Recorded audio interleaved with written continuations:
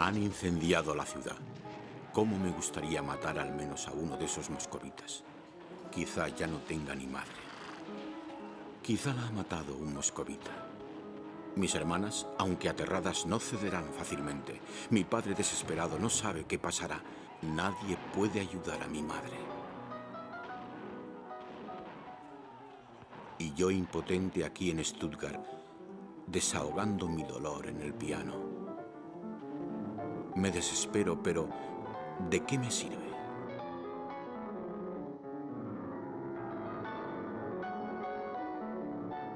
Durante su estancia en Alemania, el joven Frédéric Chopin se entera de la caída de Varsovia. Polonia, anexionada a Rusia, no ha conseguido reconquistar su autonomía. Sin noticias de su familia ni de sus amigos que permanecieron en Varsovia, Chopin vive una pesadilla. Este es el contexto en el que compuso su estudio número 12, llamado Revolucionario. Tenía 21 años. Frédéric todavía no sabía que solo iba a ver a su familia una vez más y que no podría volver a su país natal. La nostalgia iba a marcar el conjunto de su obra.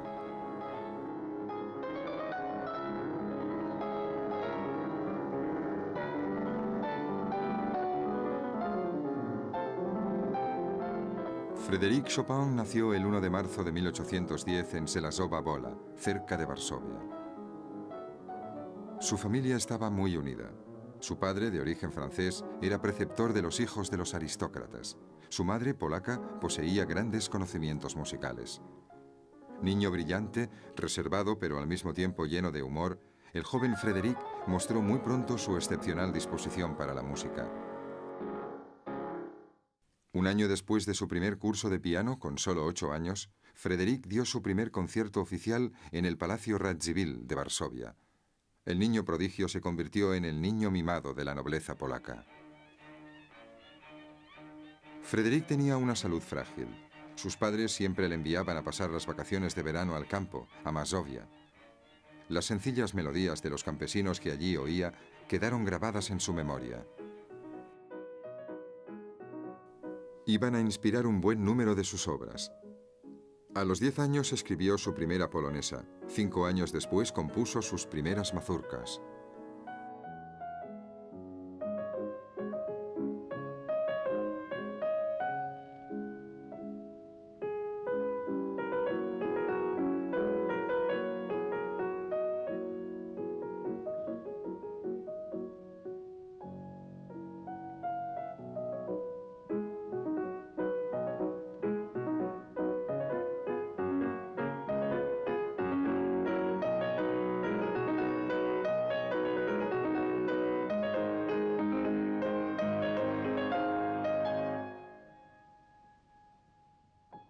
En toda su música le gustaba tomar prestado del folclore eslavo el famoso tempo rubato. El tempo rubato, literalmente tiempo robado, dejaba un amplio margen a la sensibilidad del intérprete.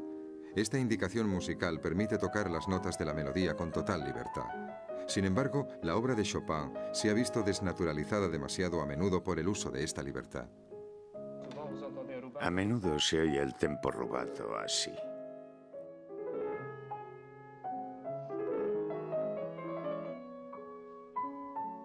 Y el problema es que algunos instrumentistas han considerado el rubato, sobre todo cuando va aislado, como un retraso en el compás, un lapso de tiempo excesivo.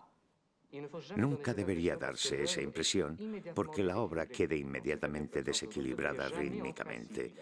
Nunca debería pasarse en incluso llegar al medio compás de más.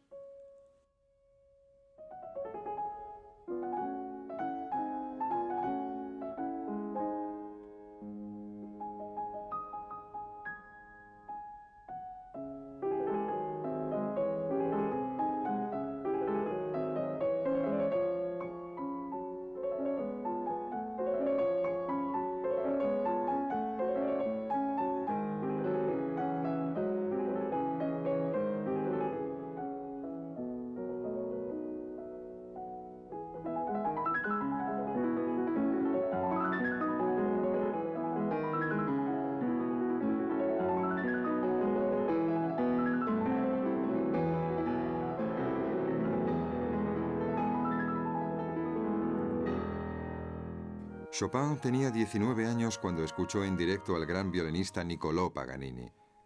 Quedó subyugado por este genio totalmente identificado con su instrumento. Supuso un punto de inflexión. Chopin quedó convencido de que su fuerza creadora debía ponerse al servicio de un solo instrumento, el piano. Esta decisión no era fácil.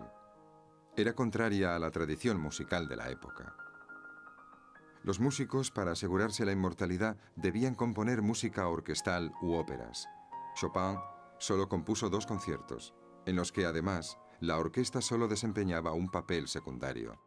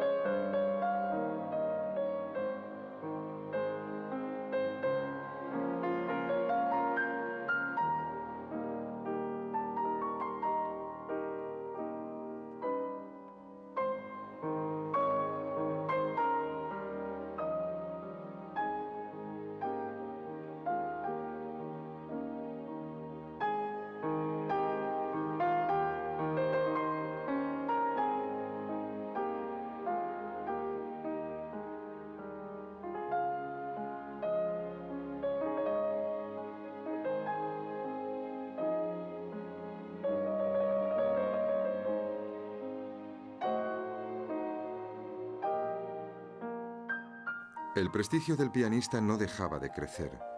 La prensa y los críticos nacionales le bautizaron como el Paganini del piano.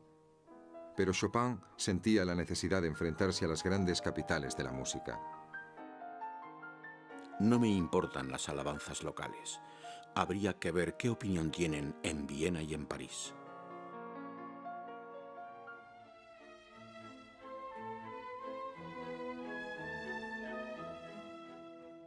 Viena.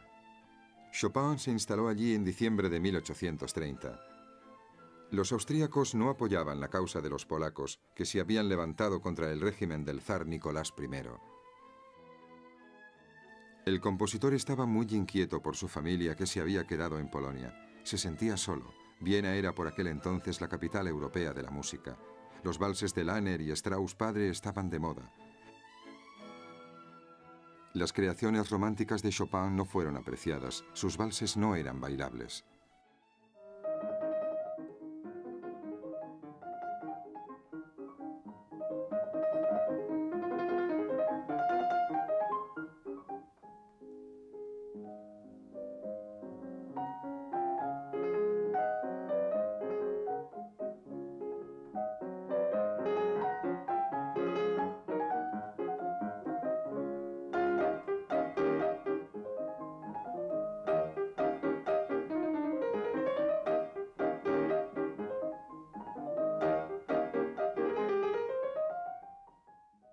Decepcionado por Viena, deprimido, Frédéric decidió proseguir su viaje.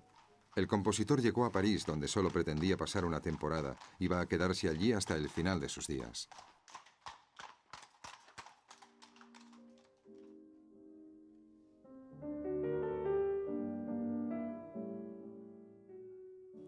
Llegué a París sin demasiadas dificultades, pero con muchos gastos. ¡Qué ciudad tan curiosa! Los franceses alardean y se pavonean aunque estén sin blanca. Desde su llegada, Chopin frecuentó el círculo de la alta sociedad polaca que había huido de la opresión rusa. En los salones, los emigrantes reorganizaban la lucha por la independencia de su país. Incitaron a Chopin a convertirse en un símbolo nacional. Instalado en el número 5 de la calle Chaussée d'Antin, Chopin vio París como el más hermoso de los mundos. Era una ciudad cosmopolita que brillaba por su cultura. Estaban de moda los salones, donde se reunían los intelectuales, los artistas y la alta sociedad. Chopin volvió a contactar en Francia con el movimiento romántico. A pesar de su frágil salud, salía cada noche. Iba a los conciertos, a la ópera, se reunía con los grandes artistas del momento.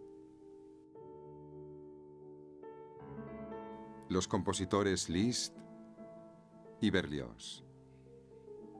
El pintor Delacroix, los escritores Victor Hugo, Heine,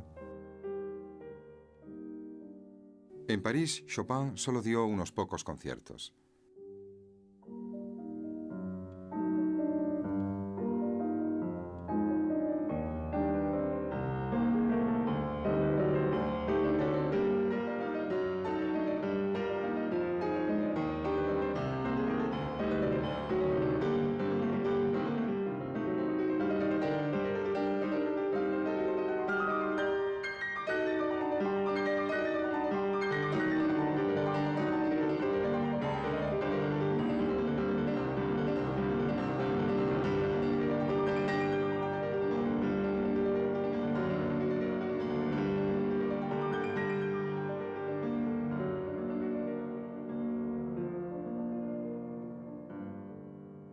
Frédéric odiaba las interpretaciones en público.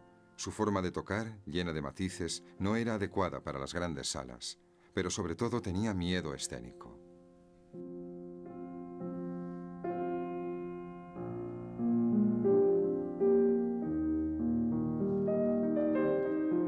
Afortunadamente, para vivir no tenía necesidad de dedicarse a los conciertos, como les ocurría a la mayoría de compositores de la época.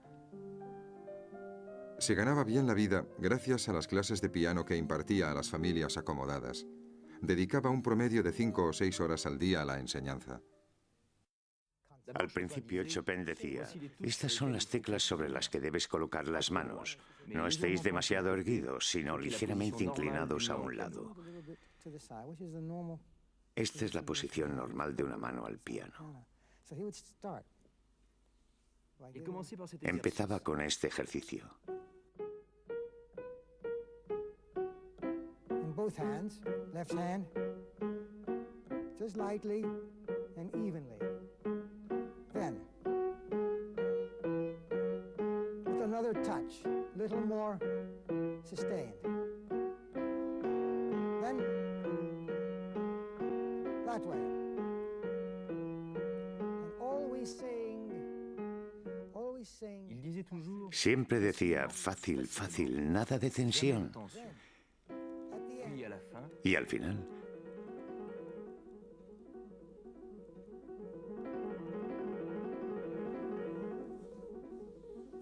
forte y piano para adquirir el control del tecleo.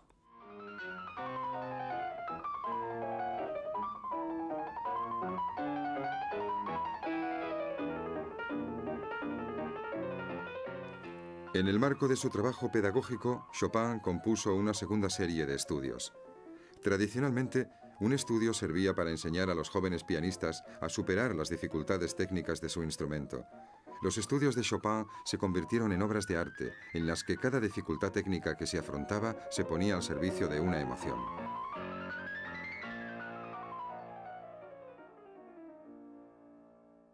A los 26 años, Frédéric Chopin era el compositor y virtuoso de moda. Sus improvisaciones eran muy apreciadas en los salones parisinos. Muchas jóvenes quedaban prendadas de su carisma. Sin embargo, sus amores eran desdichados. La familia de la bella condesa polaca María Boczynska consideraba que la salud y las finanzas de Frédéric eran demasiado precarias. María rompió su compromiso y le devolvió las cartas. 2 años después, en 1838, Liszt le presentó a Aurora Dupin, de 34 años, más conocida por el nombre de George Sand. Esta célebre novelista, muy comprometida políticamente, luchaba por la instauración de la democracia. Provocó diversos escándalos, fumaba cigarros y se vestía como un hombre. Nada de hombres fuertes. Necesito alimentar mis sentimientos maternales velando por un ser cansado y sufriente.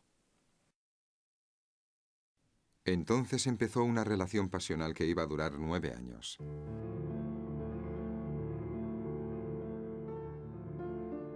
A fines de 1838, la pareja viajó a Mallorca. Una serie de tormentas comenzaron a azotar la isla.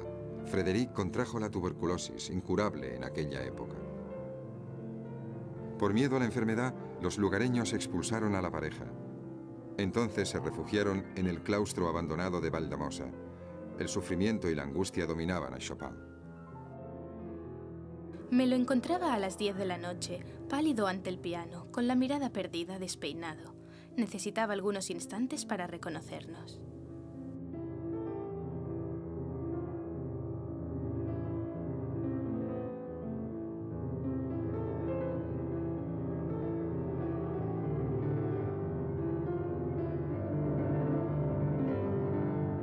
A pesar de todo, el compositor continuó con su trabajo y envió a París los preludios que le había encargado Pleyel. Los preludios de Chopin no eran introducciones para fragmentos más importantes como era habitual en música. Se trataba de obras en sí mismas. En ninguna otra parte Chopin se había mostrado más íntimo, opinaba André Gide.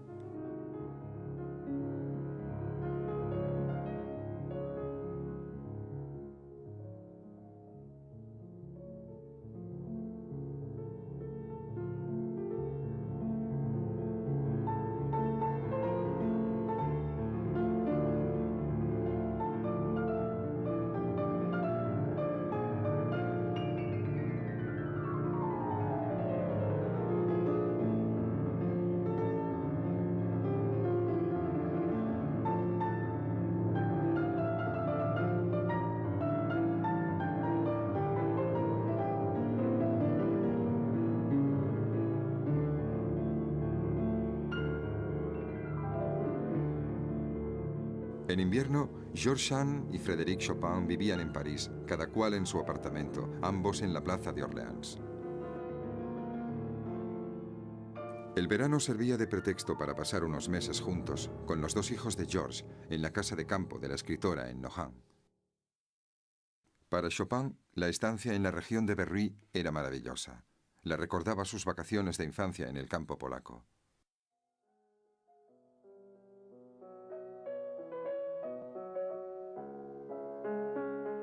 Allí terminaba las composiciones empezadas en París. Tocaba un piano que le había regalado el fabricante de pianos Pleyel. Este instrumento le permitía afrontar nuevos estilos, nuevas técnicas. Efectivamente, los nuevos martillos facilitaban y aceleraban la rapidez en la repetición de las notas.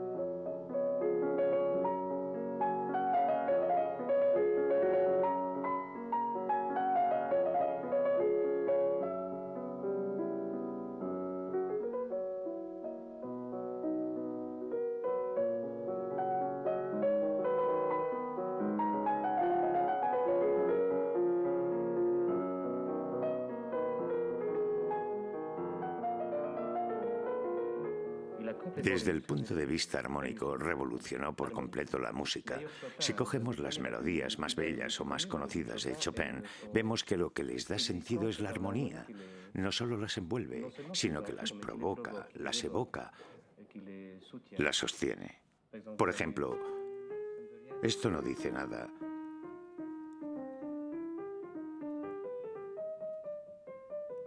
Pero cuando escuchas esto,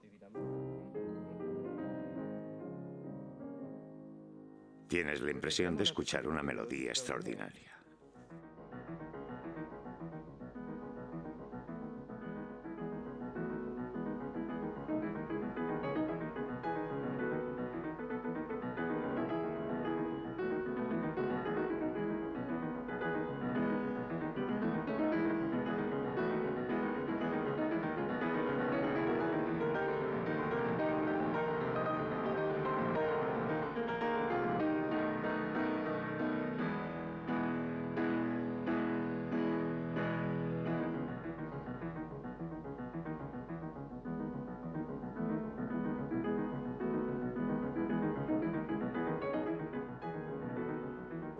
Tras 9 años de relación, a Georges Sand le costaba cada vez más soportar la irritabilidad y los celos excesivos de Chopin.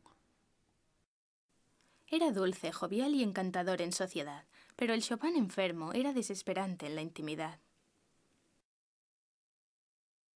De este modo, en 1847 rompió definitivamente la relación. Chopin se derrumbó tras el abandono.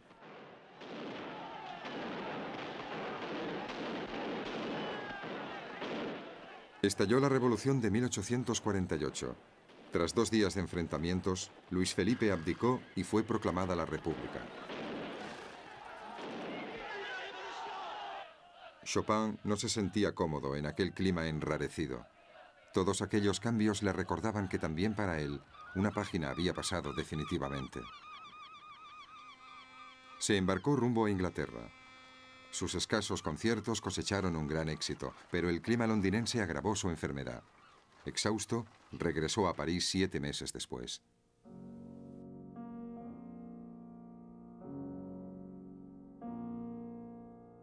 El 17 de octubre de 1849, Frédéric Chopin falleció a los 39 años. El 30 de octubre, junto al ataúd del artista, en las bóvedas de la Madeleine, resonó su marcha fúnebre. Su corazón fue emparedado, siguiendo su voluntad, en los muros de la iglesia de la Santa Cruz de Varsovia. En su tumba, en el cementerio del Père Lachaise, se depositó a su lado un cofre con tierra polaca.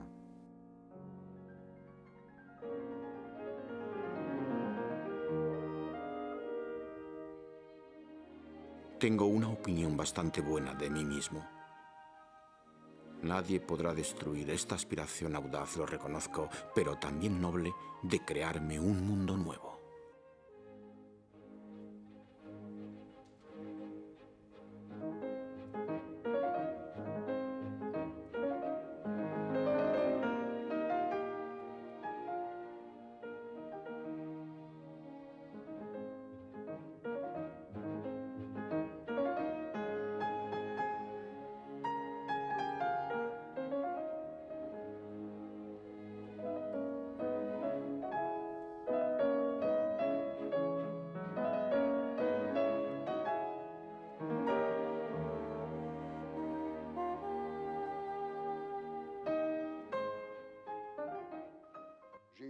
Tengo una voz horrible, pero en mi corazón canto a Chopin divinamente, como nadie puede hacerlo, por lo menos a mi manera.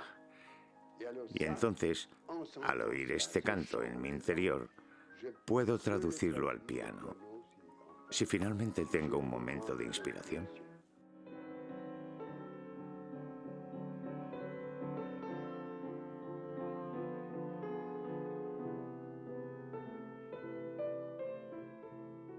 Dos siglos después de la muerte de Chopin, su música continúa inspirando a todo tipo de creadores. Músicos de jazz, de rock y de canción popular se han inspirado en sus melodías.